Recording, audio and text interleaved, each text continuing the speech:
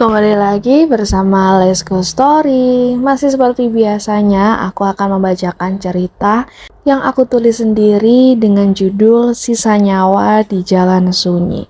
Cerita kali ini menceritakan arwah korban kecelakaan yang menghantui tersangka yang menabraknya. Arwah itu menjadi arwah penasaran dan minta dikuburkan dengan layak. Penasaran bagaimana ceritanya? Tonton terus sampai habis. Hujan turun tanpa suara, seperti jarum-jarum dingin yang menusuk aspal jalanan di sebuah kota besar. Jam di dashboard mobil Putra menunjukkan pukul 1:17 dini hari. Jalanan sepi, hanya lampu kuning redup yang berderet malas seolah tak peduli pada apapun yang terjadi di bawahnya. Putra menguap menahan kantuknya sambil satu tangan yang menggenggam setir, dan tangan lainnya memeriksa ponsel yang tadi seperti ada pesan masuk. Ia melirik sekilas pesan itu dan sepersekian detik Putra telah merubah hidupnya. Suara tabrakan itu terdengar cukup keras dan membuat tubuh seseorang terlempar di udara, menghantam kap mobil, lalu jatuh terguling di pinggir jalan. Seketika mobil Putra berhenti dengan ban yang berdecit panjang. Nafasnya tercekat, dadanya terasa mau pecah. Ia mencoba turun dari mobil secara perlahan. Di pinggir jalan, seorang pria tergeletak tak bergerak. Helmnya pecah, darahnya merembes membasahi aspal yang sudah basah oleh hujan. Mata pria itu setengah terbuka, menatap kosong ke arah langit. Aku nggak sengaja, Putra berbisik dengan gemetar. Perlahan, ia mendekatinya dan mencoba menyentuh pundak korban. Rasanya begitu dingin, terlalu dingin. Dari arah kejauhan, terdengar suara motor yang mencoba berjalan ke arah Putra. Ia begitu panik, bingung, dan keringat mulai membasahi tubuhnya. Di pikirannya, ia harus kembali ke dalam mobil dan menyusun rencana agar semua terlihat ia juga korban. Tapi kepanikannya yang terus melanda dirinya membuat Putra memutuskan untuk pergi meninggalkan pria itu tergeletak di sana. Mobil Putra melaju cukup kencang, meninggalkan tubuh itu sendirian di jalan yang sunyi, ditemani rintik hujan dan gelap. Kejadian itu benar-benar merubah kehidupan Putra. Ia tidak pernah bisa tidur dengan nyenyak. Malam pertama setelah kejadian tabrakan itu, Putra terbangun karena suara air yang menetes. Padahal keran kamar mandi tertutup rapat. Saat ia menyalakan lampu untuk memeriksanya, suara itu mendadak berhenti. Ia mencoba mengabaikan dan kembali untuk tidur. Tapi saat ia menoleh ke arah tempat tidurnya, ia melihat lantai kamarnya basah yang dipenuhi jejak telapak kaki. Jejaknya cukup panjang, dari arah pintu hingga ke samping tempat tidurnya. Perasaan Putra begitu takut, merinding gak karuan. Malam berikutnya, masih di tengah malam, ia terbangun lagi karena mendengar suara gesekan dari luar kamarnya, seperti sesuatu yang diseret pelan. Putra mencoba membuka pintu kamar dan memeriksa keadaan, tapi ia tidak melihat apa-apa. Ia malah mencium bau anyir darah yang samar namun menusuk hidung. Gangguan aneh itu terus berlangsung dari hari demi hari dan terasa semakin nyata. Parahnya, Putra melihat dari kaca spion mobil tengah ketika ia baru pulang kerja. Di sana, ia melihat seorang pria duduk di kursi belakang. Wajahnya rusak, separuh tertutup oleh darah, dan ia mengenakan helm yang retak. Sosok itu persis dengan korban yang Putra tabrak beberapa hari lalu. Putra sudah merasa hampir gila dengan gangguan itu dan terus menekankan pada dirinya kalau ia tidak sengaja.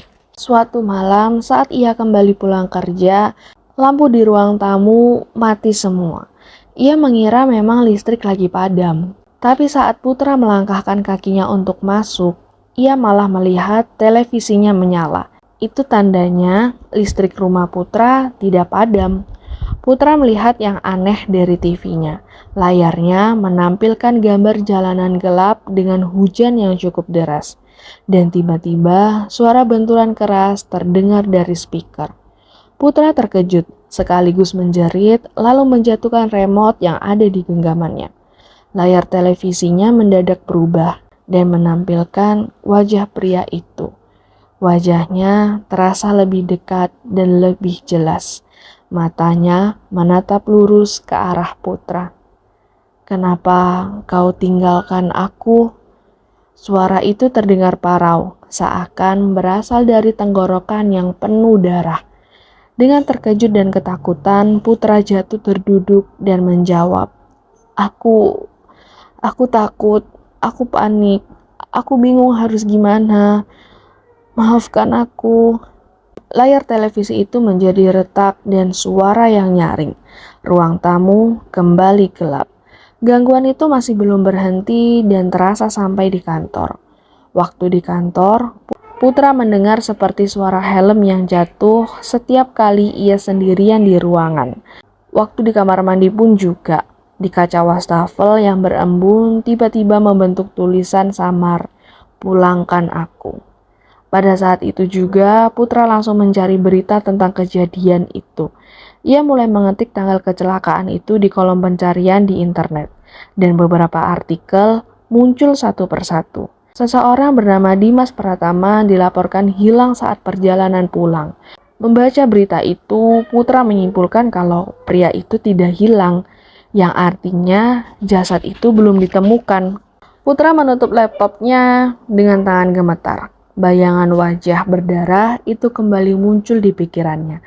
Kini ia mengerti kenapa arwah itu tak tenang, karena tubuhnya dibiarkan membusuk sendirian. Malamnya sosok itu muncul lagi, kali ini lebih jelas dari sebelumnya. Putra terbangun dan mendapati pria itu berdiri di ujung tempat tidur. Wajahnya pucat, matanya hitam legam tanpa cahaya. "Aku kedinginan, aku menunggu tidak ada yang datang," katanya lirih. Di hadapan sosok itu, Putra menangis dan mengatakan janji untuk bertanggung jawab. Sosok itu menatapnya lama, lalu perlahan mengangguk. Tubuhnya memudar dan menyisakan bau tanah basah. Keesokan paginya, Putra mendatangi rumah keluarga korban. Rumah itu cukup sederhana. Catnya yang mengelupas, pagar besinya yang sudah berkarat. Seorang wanita parubaya membukakan pintu setelah mendengar ketukan. Matanya sembab, jelas itu bekas tangisan. "Maaf, apa benar ini rumah Dimas Pratama?" tanya Putra dengan suara yang gemetar. Wanita itu mengangguk. "Benar, saya ibunya." Kata-kata Putra sedikit tersendat, tapi ia memaksakan diri untuk masuk dan menceritakan semuanya. Tentang kecelakaan, tentang kepanikannya, tentang jasad yang ia tinggalkan. Tangisan itu seketika pecah memenuhi ruangan. Ayah Dimas berusaha mengepalkan tangan dan wajahnya merah karena menahan amarah. Tapi semua itu tidak membuat makian keluar dari mulut beliau. Hanya kesedihan yang terlalu berat untuk diluapkan dengan kata-kata. "Pak, Bu, saya akan bertanggung jawab. Tolong izinkan saya untuk menunjukkan tempatnya," ucap Putra dengan penuh keberanian. Tidak menunggu lama, mereka pun datang bersama polisi ke lokasi kejadian. Di balik semak-semak lebat di pinggir jalan, jasad Dimas berhasil ditemukan. Kondisinya cukup mengenaskan, namun masih bisa dikenali melalui jaket dan cincin di jarinya. Ibunya menjerit histeris dan Putra hanya bisa berlutut di kaki beliau. 2 hari kemudian pemakaman dilakukan. Saat itu bekas hujan membasahi area pemakaman. Putra hadir di sana. Ia hanya berdiri paling belakang di antara orang-orang yang menguburkan Dimas. Ia memandangi liang lahat yang perlahan ditutup oleh tanah. Setelahnya, mereka memanjatkan doa untuk Dimas dan pada saat itu angin bertiup lembut. Putra merasakan sesuatu yang berdiri di sampingnya. Ketika ia menoleh, Putra melihat sosok Dimas yang berdiri tegak dengan wajah yang utuh. Tidak ada darah, tidak ada luka, hanya menyisakan senyum tipis dan mata yang terlihat tenang. Dimas berbisik mengucapkan terima kasih, dan Putra hanya terisak mendengarnya. Putra pun juga meminta maaf kepada Dimas, dan ia hanya mengangguk sambil perlahan menghilang bersama angin. Sejak saat itu, gangguan berhenti. Tidak ada lagi bayangan di kaca, tidak ada lagi suara helm yang jatuh, dan tidak ada lagi tulisan di cermin. Putra juga sempat beberapa kali berziarah ke makam Dimas. Namun, rasa bersalah itu tetap masih ada di diri Putra. Bukan sebagai teror, melainkan sebagai pengingat bahwa lari dari kesalahan hanya akan memperpanjang penderitaan. Dan kadang arwah harus menghantui hanya untuk meminta diperlakukan lagi seperti manusia.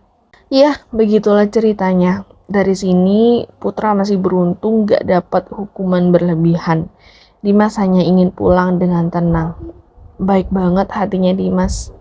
Sekian dulu cerita dari aku.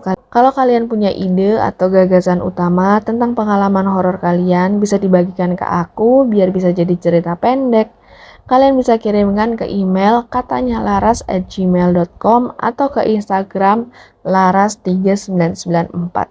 Sekian dulu guys, kalian kalau suka sama ceritanya bisa kasih like dan subscribe. Kalau nggak suka, mungkin di cerita berikutnya kalian suka. Sampai ketemu besok, bye-bye.